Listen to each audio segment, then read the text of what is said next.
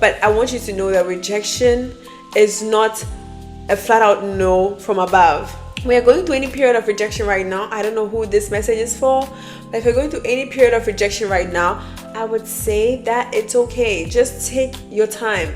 Don't rush anything. Don't question yourself, because that is when people start pointing to themselves like, what is wrong with me? Why me? Why this? Why this? Why not you? Why not you? It's not a bad time that you're rejected. Rejection doesn't mean you're a bad person or everyone is getting ahead up and you are slacking backwards. No, it doesn't mean that way, because I have been in a time in my life where I ask myself like, it feels like I am, everybody's going, I'm just stagnant, and it feels like I'm in a movie and everybody's moving, I'm just standing in the middle, and it feels like that in the moment. But there is a preparation going on ahead that you have to wait your turn. You really do have to wait your turn. I'm not saying blessings are in a queue, but I'm saying imagine you're in a queue and someone tries to cross you. Of course, you're not going to be like okay with that. Do you mean you cutting the queue and them telling you no means you're not worthy of being in the queue and not worthy of receiving the blessing? No. It just might be that what you're about to receive, if you were in the first row, maybe what you'll be given is not what is yours or what you desire.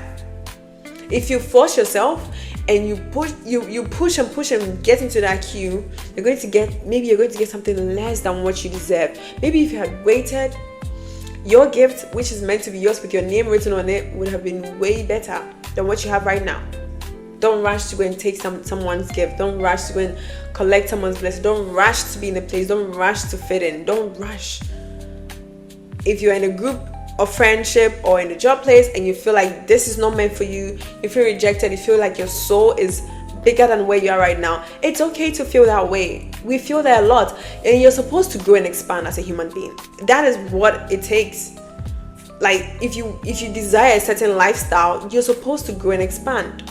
You're supposed to outgrow certain situations. You're supposed to outgrow certain stages in your life. You can't just be there all the time, and that requires you to move out, to move on, and maybe sometimes to get kicked off. Because if you don't get kicked off, you might not leave. Some of you don't know how to leave. You're going to stay until the tires fall off. So you have to be kicked out. Just like in the Bible, this guy Jonah, when he was asked to go and preach the word and he refused not to, he's like, no, he was rejecting God. At the end, he got kicked off the ship and he was swallowed by the whale. It might not be direct meaning of that, but you get what I'm trying to say. Sometimes you get kicked off just for you to get to where you're supposed to be. Because if you don't get kicked off, you're not going to feel the ambition. Sometimes the rejection stirs up ambition in you. Some of you have ambition and you don't know it yet because you're so comfortable where you are. But once you get rejected, you start getting that ambitious spirit. You fall into that ambitious spirit because now you have no choice but to make it on your own. And that is what rejection will teach you. To be ambitious, to learn how to do your own thing, to be your own best friend, to rely on yourself, to rely on God, to rely on your family, to rely on people you can trust and you love and they love you back.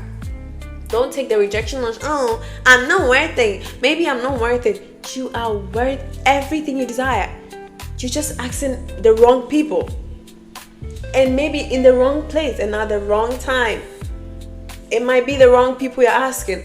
How many times have you heard this quote that what one man will do, another man will do? I've seen it several times. There is a man, you date him, you tell him you want this, you desire this, and he won't give it to you. You'll be like, I will never do that for a woman. No, I will never do that for a woman. And then you date the next guy, and he's like, is that all? That's all you need? Okay. Because you're asking the right person. You are asking someone who is so into you than you are into them. You're asking the right person at the right time, at the right moment. You get my point? When you're asking the right person and you are where you're supposed to be, everything will fall in line. You wouldn't have to ask twice. Sometimes you don't even have to mention it. They see your face and they know, oh, this will look good on you.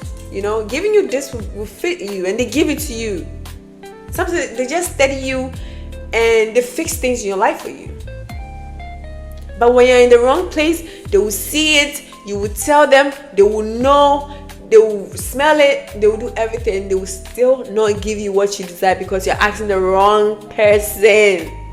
Your friend can't stop being jealous of you because that is not your friend. She's the wrong friend. You refuse to leave. You refuse to move on. So they're going to mistreat you until you go. And if you don't, you're going to be kicked off. You're going to be kicked off. If that job, you know you deserve better. You know you have an entrepreneur spirit. You know you want to start your own business. You want to do your own thing. You're so afraid. Guess what? That job is going to mistreat you until you get fired. And now you start doing your own thing. That is what happened to me. That is what happened to me. I know what I'm talking about. The rejection will spark ambition in you. The rejection is going to protect you from so many misfortune. I've seen, I heard the story of a friend's brother who went on a bus in my country.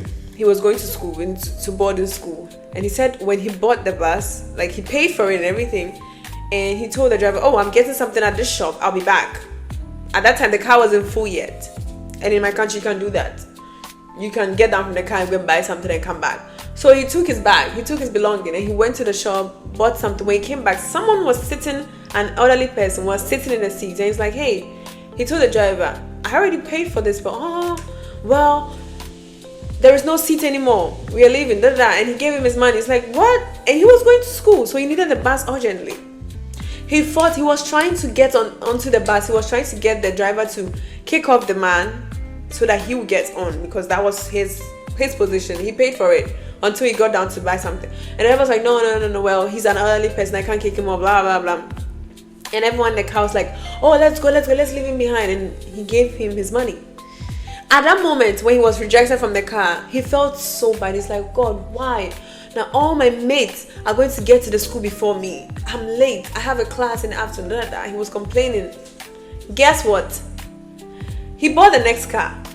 On his way, that same car that rejected him, there was an accident and everyone died. No one survived.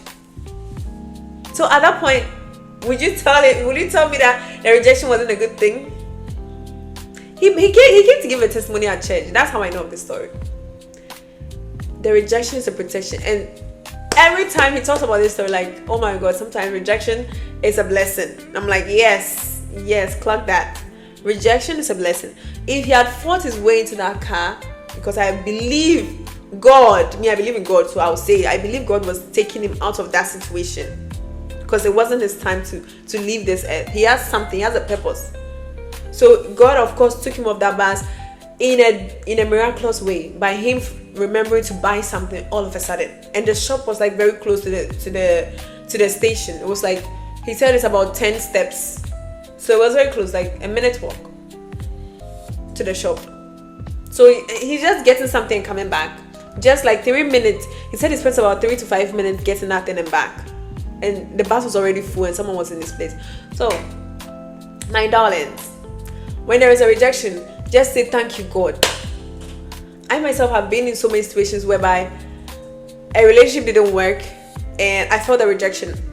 In fact, in that moment, I beat myself down that, oh my God, I'm not worthy. And this, I tortured my soul. I tortured myself because I was defining myself with this relationship. Like, you know, some of us hold on to things thinking that defines who we are.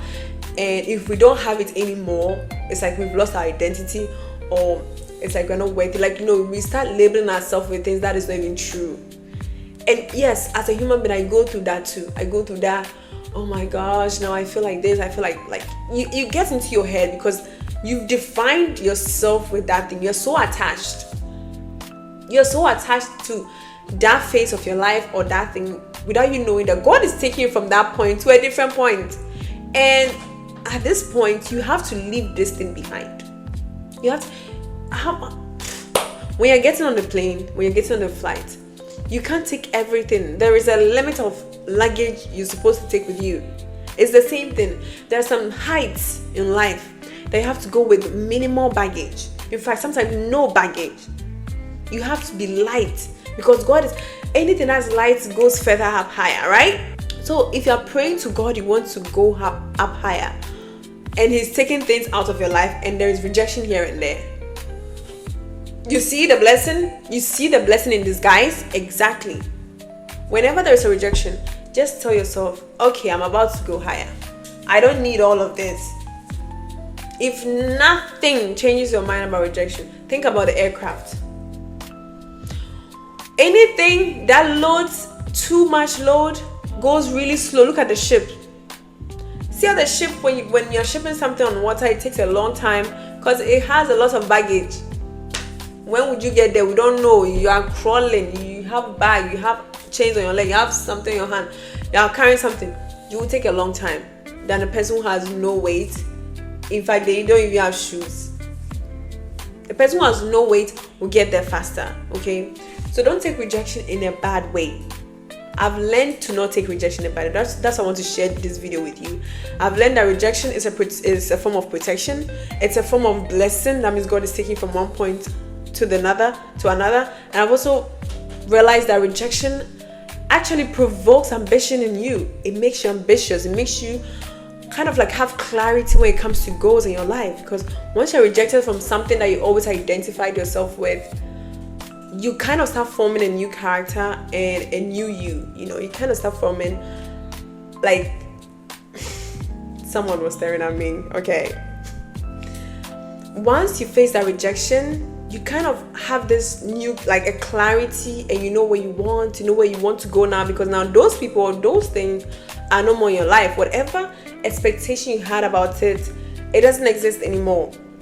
So you redefine your life, and you end up having a different character that you didn't know you had. You become ambitious. Maybe you start achieving all your dreams, building yourself up, all because of rejection.